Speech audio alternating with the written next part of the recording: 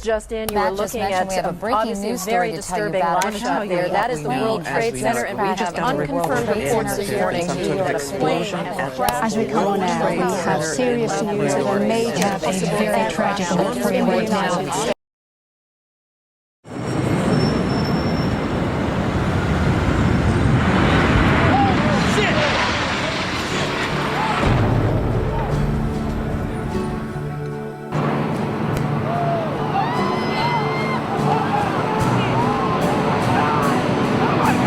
Immediately, there's speculation or cause for concern. This is the World Trade Center that was the center of a terrorist bombing some years ago. So the questions have to be asked, was this purely an accident or could this have been an intentional act?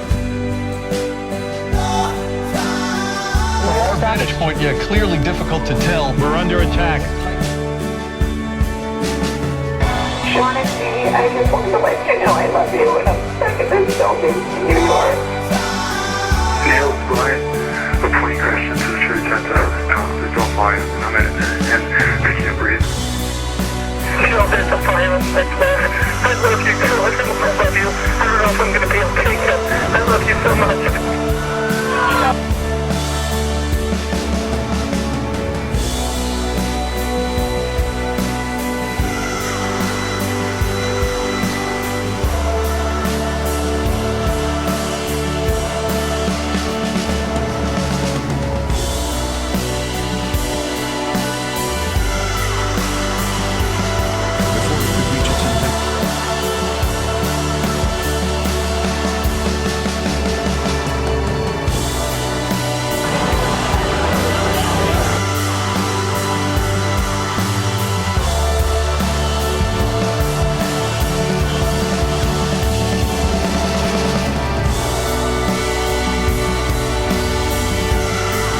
Could be seen marching north from the financial district or heading over the bridges to Brooklyn.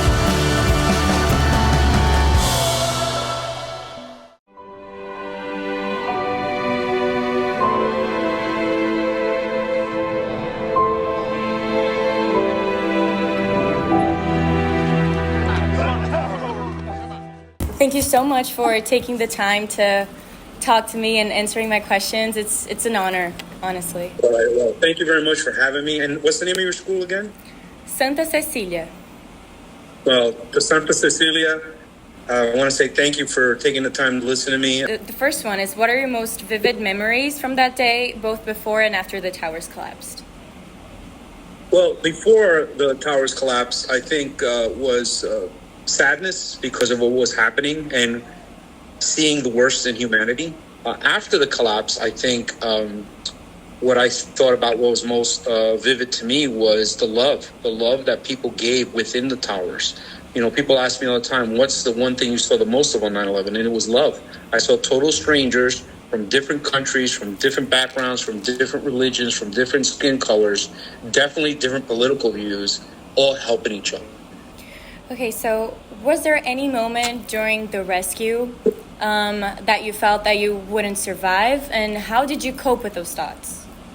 Well, that happened many, many times, even before the rescue, where I didn't think I was going to survive. Because you have to understand, me and my Sergeant John McLaughlin, Yes. we're the only two people to be buried and survive from underneath both towers. We were in the middle of both.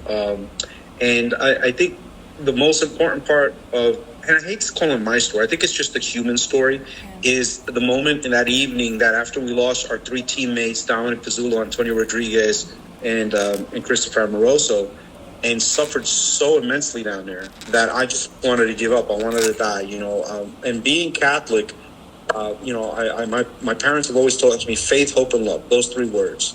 And but I wanted to give up. I wanted to die. You know, we had two towers falling on us, which we didn't even know. You know, my friends had died. Fireballs were coming in. A gun went off inside there, almost killing me. And then just total suffering. And I wanted to give up. So I close my eyes and I tell people, I don't preach religion. Again, I'm Catholic. And I just had a moment where I said, God, I'm going to give up. I just wanted it to be over. And I said, God, thank you for 33 great years. Thank you for 6 years being married to my wife, Allison, 4 years of my little girl, Bianca, and my parents for bringing me from as an immigrant legally from Colombia, Barranquilla, Colombia, to the United States, where my mom's goal was, you're going to be something special in this country, both you and your sister, to make this country better. And I believed in that. And, I brought my heritage with me. I contributed to this country. And at that moment, I just said, God, I just want to die. And I said, I'm going to ask you for two favors. One is to allow me to be able to see my little girl be born, because Allison was 7 months pregnant. Yes. And I just felt that, I just wanted to somehow be there to see her be born, and let Allison know I was there.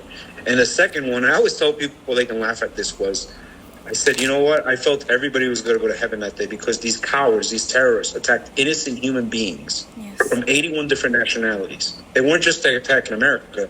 They were attacking humanity. And I said, God, but I said, I felt everybody's going to heaven. The one thing I'm going to ask you for is a bottle of water. And then I closed my eyes and I was going to give up. And then I had a vision. I tell people, you can call it a dream, a vision, whatever you want. But at that moment, I saw someone coming toward me with a glowing white robe, no face, brown hair.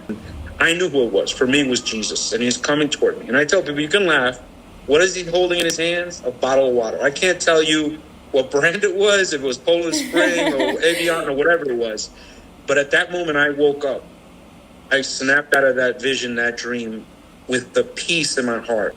I was buried alive for a total of 13 hours. 3 hours were part of my extraction, my rescue, which was very, very violent. My sergeant, 22 hours buried alive. And we survived.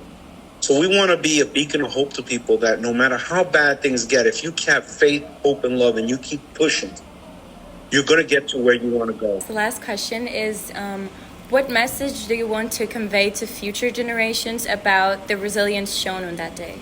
And I wanted to convey to everybody that we all go through the same things.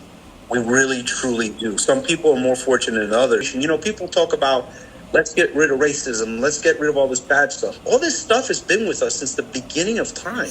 It's not going to change. And I don't mean to break anybody's heart. What it is what we can do is learn how not to fall victim to being part of that problem. Murder, rape, alcoholism, drugs, it's always going to be there. It's our choice to not deal with those things and actually be a beacon of hope for other people who might unfortunately fall into those things. And whatever dreams you have, you can achieve, and don't allow anybody to tell you can't. Mostly yourself. Always believe in yourself, have faith, hope, and love. All my love. God bless you guys. And again, thank you so much for taking the time to talk to me. And I hope that somehow, some way I help each and every one of you. Thank you so much, Will, for your amazing, beautiful words. I can't thank you enough for taking the time to talk to me and answer the questions. Literally, I feel it's an honor to me.